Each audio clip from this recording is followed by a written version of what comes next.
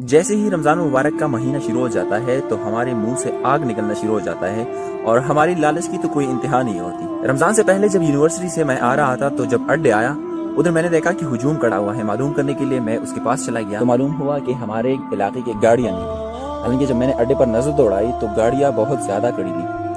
پھر جب میں نے پوچھا کہ بھائی گاڑیاں تو موجود ہے، کیا مسئلہ ہے اصل میں، تو وہ کہنے لگا کہ یار بھائی CNG کا مسئلہ ہے، یہ ہے۔ پہلے تو وہ یہ اس بات سے انکار کر رہا تھا کہ میں ڈرائیور نہیں ہوں، لیکن جب مجھے معلوم ہوا کہ یہ لوگ ڈرائیور ہیں،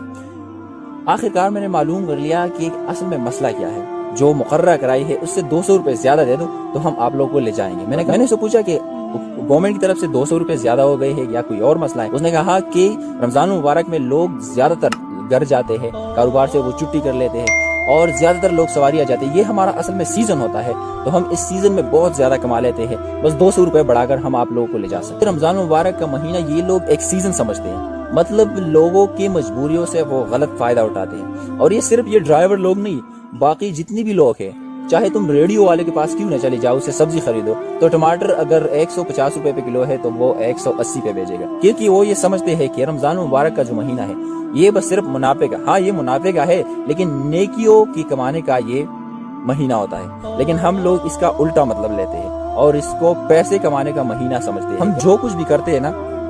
یہ اس کا نتیجہ ہمیں ملتا ہے، ہر ایک ایکشن کا جو ہوتا ہے وہ ری ایکشن ضرور ہوتا ہے، لیکن ہم اس کا پھر جب